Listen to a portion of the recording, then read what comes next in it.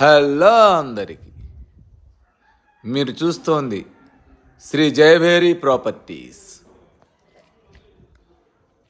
HMDA లేఅవుట్లో 216 గజాల్లో 3 బెడ్రూములు, వెస్ట్ ఫేసు. ఇదంతా కార్ పార్కింగ్ ఏరియా.